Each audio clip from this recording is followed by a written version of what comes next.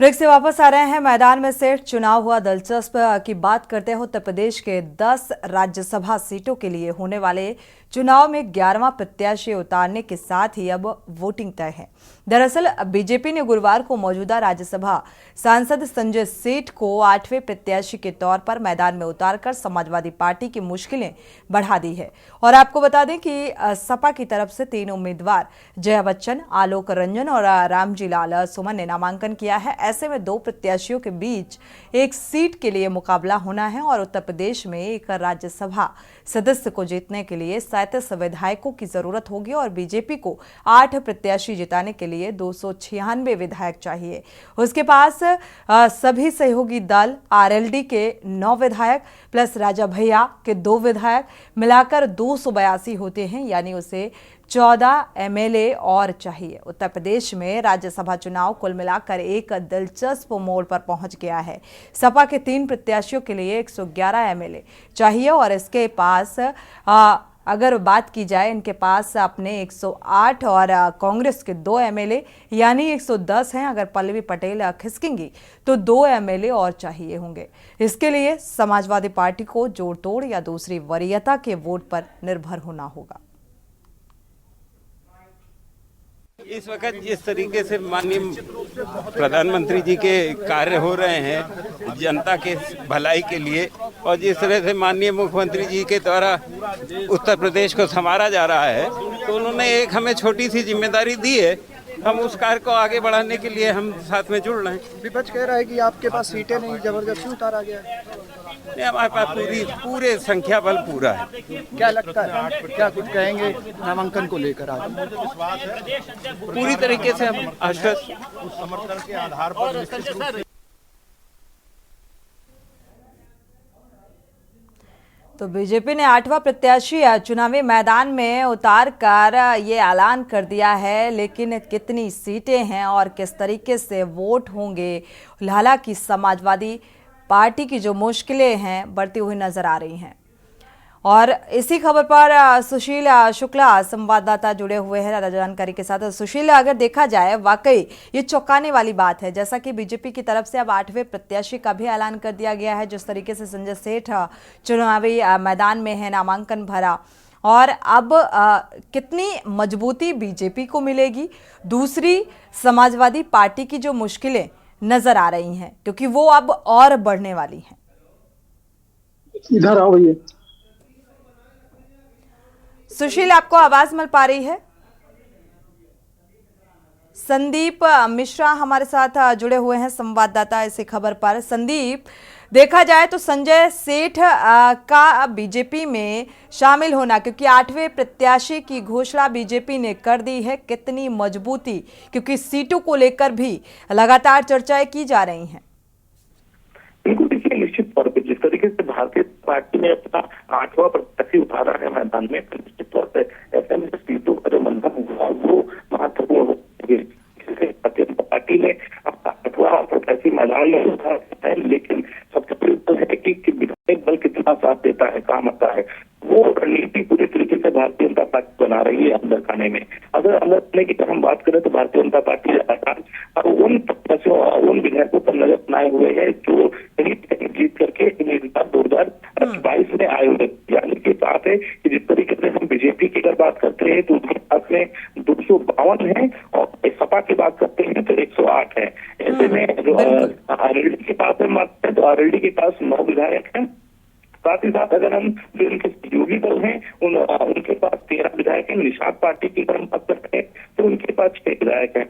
और वहीं अगर राजा भैया की पार्टी करते हैं तो उनकी पार्टी में 2 विधायक हैं, 2 कांग्रेस के पास में है, 1 बसपा के पास में है। तो इन सभी दलितों को अगर हम देखा जाए तो आरएलडी के 9 विधायकों को अगर इनका आईएलडी में अगर शामिल करते हैं तो 288 होते हैं। और अगर हम सपा और कांग्रेस को एक साथ लेकर के चलते हैं तो उसमें 110 विधायक सामने देखने को मिलेंगे। यानी कि बसपा का जो वोट बैंक होगा वो काफी महत्वपूर्ण होगा। बिल्कुल। फिलहाल संजय सेठ के नामांकन भरने के बाद 8वें प्रत्याशी को जिस तरीके से बीजेपी ने चुनावी मैदान में उतार कर चौंका दिया है, इससे बीजेपी की तो मजबूती मानी जा रही है, लेकिन जो विपक्षी पार्टियां हैं या समाजवादी पार्टी का जिक्र करें, उसकी मुश्किलें जरूर बढ़ती हुई नजर आ रही हैं, और क्योंकि ये बेहद चैलेंजिंग होता हुआ नजर आ रहा है मुकाबला। शुक्रिया संदीप, आवाज क्लियर नहीं है आपकी। शुक्रिया इस तमाम जानकारी को साझा करने के लिए।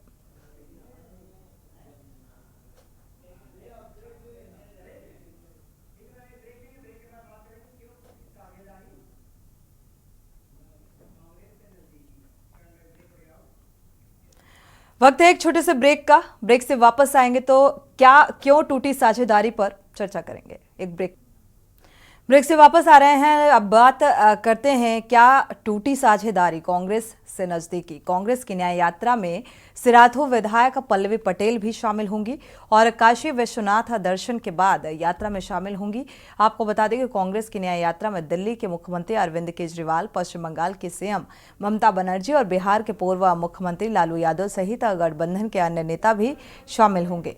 आपको ये भी बता दें कि अपना दल कमेरावादी की तरफ से बताया गया है कि गठबंधन की रैली में पार्टी की शीर्ष जो नेता हैं सिराथू विधायक पल्लवी पटेल भी शामिल होंगी।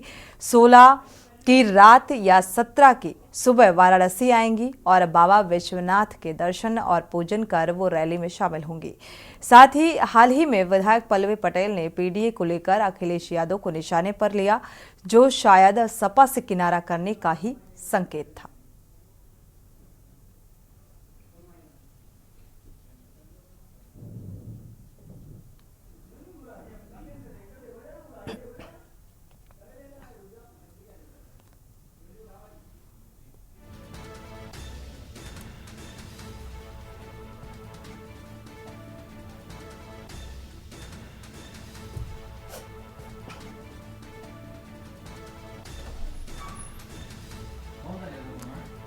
तो फिलहाल पीडीए को लेकर जिस तरीके से पल्लवी पटेल की नाराजगी सामने आई, तो क्या इस नाराजगी को देखा जाए तो अब कांग्रेस की इस यात्रा में शामिल होना भी लगभग तय ही माना जा रहा है। पल्लवी पटेल की जो नाराजगी, अब इसका खामियाजा या ये कहा जाए कि अब वो समाजवादी पार्टी से किनारा करती हुई नजर आ रही हैं, जिस तरीके से पीडीए को लेकर उन्होंने निशाना साधा है।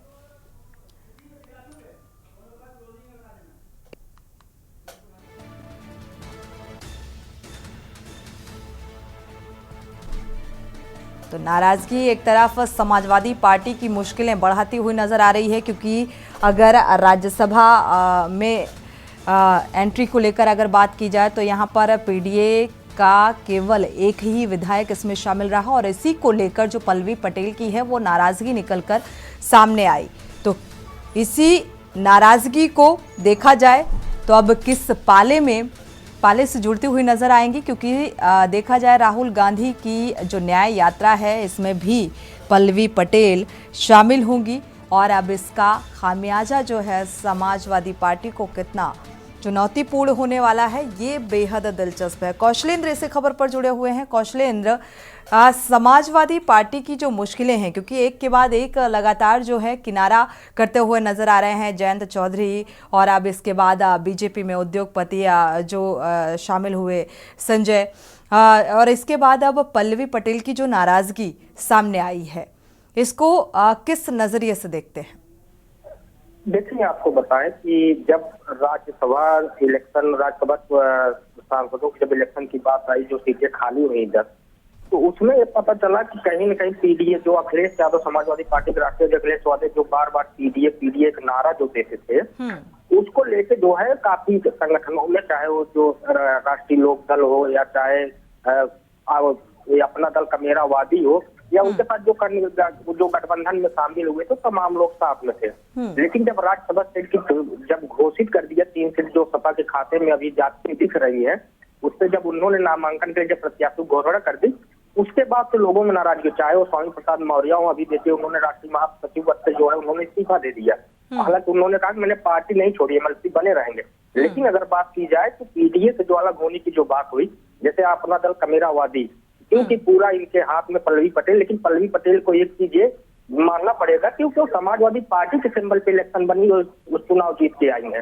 इसलिए जो है उन्होंने एक बगल का जो रास्ता होता है, जो राजनीति में कहा नहीं जाता, हर दरवाजे बंद नहीं होते हैं, तो कहीं न कहीं एक दरवाजे की राह पे वो निकल पड़ी है। तो अब कांग्रेस की जो भारत जोड़ो न्याय यात्रा है, जो प्रयागराज पहुंचेगी, उन्होंने अपने कार्यकर्ताओं को, तमाम नेताओं को कहा है कि हम लोग प्रयागराज में उस यात्रा में हम शामिल होंगे, और वहां से लेकर उनकी यात्रा जो लखनऊ है, तमाम झांसी तक है, वहां तक उनके कार्यकर्ता और उनके नेता बिल्कुल तमाम लोग कौशलेंद्र, जाएंगे। देखा जाए तो अब कांग्रेस की इस न्याय यात्रा में अगर पल्लवी पटेल शामिल होती हैं तो कांग्रेस को कितनी मजबूती मिलेगी आगामी इस राज्यसभा चुनाव में, ये फिलहाल देखना बेहद दिलचस्प होने वाला है। शुक्रिया इस तमाम जानकारी को साझा करने के लिए, क्योंकि राजनीतिक जो शय और मात का खेल है वो वाकई बेहद चुनौतीपूर्ण और बेहद इंटरेस्टिंग होने वाला है। इसी के साथ इस खास बुलेटिन में इतना ही। आगे खबरों के लिए आप देखते रहिए के न्यूज़ इंडिया।